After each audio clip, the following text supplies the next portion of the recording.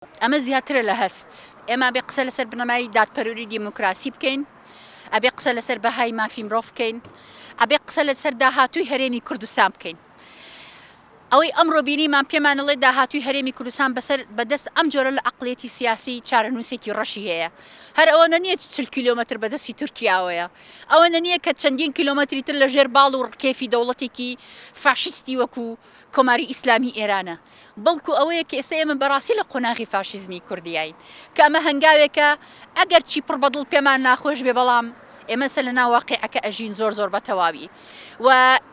ئێمە جارێکی تر جەخت لەواکەینەوە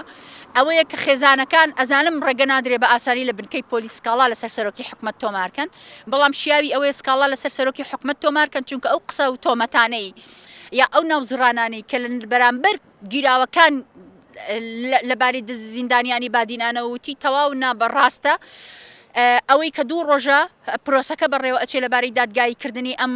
ڕۆژنامەنووس چالاکوانانە بۆمان دەرکەوت ئەو تۆمەتانی سەرۆکی حکومەت وتی هیچی نەوترا هیچی ڕاست نەبوو هیچی نەخرایە ڕوو بۆنە سەرۆکی حکومەتەڵی هەوڵیانداوە بنکە و ئۆفیس و ناوەندی دیبلۆماتکاران بتەقێنەوە بیان ڕفێنن لەگەڵ کۆمەڵێک تۆمەتی تر ئێمە دوو ڕۆژە لێرین هیچ شتێکی وامان نەبینی کە بخرێتە ڕوو جگەلەوە ئەم پێنج زیندانی ئەم ڕوتیان ئێمە ئەشکەنجە دراوین ئەبوو بەڕێزدادوەر ئەم پرۆسی دادگاییکردنە بوەستێنێ بیگەڕێنەوە بۆ قۆناغی تحقیق بۆ ئەوەی تحقیقێکی دادپەروەرانە بکرێ و ئێمە ئەمڕۆ شتێکی کەمان بۆ دەرکەوت بەڕاستی دەستگای ئاسایش ئەنجومەنی ئاسایشی هەرێم نەک سێدەسەڵاتی سەر بەخۆمانەیە بەڵکو ئەمان لەسەروی هەموو دەسەڵاتەکانەوەن وە شتێک ئەوان بیانەوێت ئەوە بۆیان جێبەجێ ئەکرێ و خاڵێکی تر بڵێن ئەوەیە کە پارتی و یەکێتی بە هەمان ئەندازەی ببورن بزوتنەوەی گۆڕان و یەکێتی بە هەمان ئەندازەی پارتی دیموکراتی کوردستان تاوانبارن نەک تۆمەتبار چونکە ئەو هەموو تاوانە ئەکرێ شەریکن لەگەڵیان بەشدارن لەگەڵیان و قبوڵی ئەکەن بەبێەوەی هیچ هەڵوێست و هەنگاوێکی جدی بنوێنن.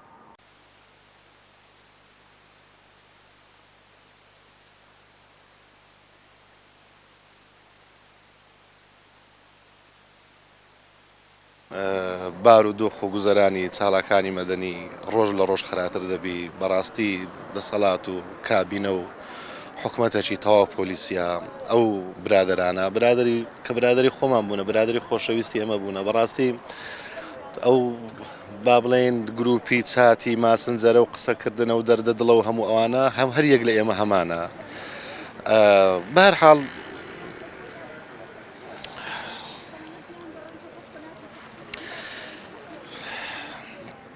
ڕۆژێکی ناخۆشە تەمەشای ئەو جە و ئەوەی بکە ئەو منداڵانە تاوانیانە یعنی با کرکەیسەکانیان لە ینی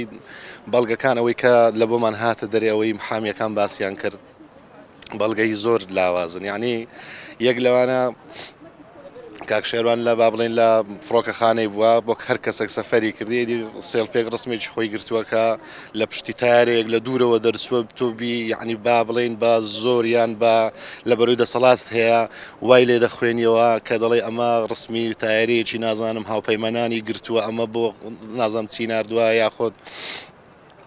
برادێک گیراوە چەند برادێک پێشتر گیراون پێش مەسەن دەستگیرکردنی کاک شێروانی دی کاک شێروان و ئێمە هەمومان هەرچی لە تواناماندا بۆ کردومانە بوو ئەوەی لێرە لەبەر ئەوەی باوەڕمان بەو بڕیاری دادگا و دەسەڵاتەنیە ئیدی هەمومان لە لای خۆمانەوە گروپمان دروست کردووە بۆ ئەوەی ئەو با بڵێن بارودۆخە لەبارە بەڕێکخراوە جیهانیەکان بگەێنین هەتا بە قۆنسڵخانەکان بە UN لێرە لە هەموو دنیا بگەین ئەوانەیان وا لێکداوەتەوە کە زانیاری با بڵێن ئەمنی نیشتیمانیە چییە بۆ دەرەوە دەنێری ئەوە هەر ئەگەر وایە دەبێ هەموو خەڵکی کوردستان بگیرێ هەموو خەڵک ئەو یعنی ئەو داوای لەبردنم هەیە هەرچی یاسایانە لەو خاکەی ئەو بڕیاری پێشوەختەی دەسەڵاتێکی جەلادە ئەوانە بەس لەبەرەوەی دڵسۆزی ئەو خاکەینە لەبەرەوەی دڵسۆزی منداڵانی ئەو خاکەینە لەبەرەوەی لەگەڵ منداڵە بێنانەکانی ئەو خاکەینە ئەگەنا هیچی دیکەیان لەسەر نییە خیانەتکار لەسەر کورسی دەسەڵاتیە و ئەوانەی کە دڵسۆزی ئەو خاکەشن بە 6 ساڵ زیندانیکردن زیندانیەکرێت بەڕاستی کارەساتە بەڕاستی ئەوڕۆ دیسان سەلماندیانەوە کە دادگا هەیە نەیاسا هەیە نە هەرچی قانونە لەو خاکەیدانە هەرچیان بوێ چەرچیان بوێ لە کونجی زیندانەکانی قەیم دەکەن چیان بوێ دەیکوژن کوشت و بڕیان لە دەستە خۆیانە گەر خیانەتکار بانە بە هیچ جۆرەك لە ژۆرێ نەدەبوون چکە خیانەتکار لەسەر کورسی دەسەڵاتی ئەو خاکەیە هەرچی جەلادە لەسەر کورسی دەسەڵاتیە دز و مافیا بە دز و مافیاکان لەسەر کورسی دەسەڵاتن و ئەوانش لە ژوورێ لە کونجی زیندانەکانن لەبەرەوەی دڵسۆزی ئەو خاکەینە بەداخ.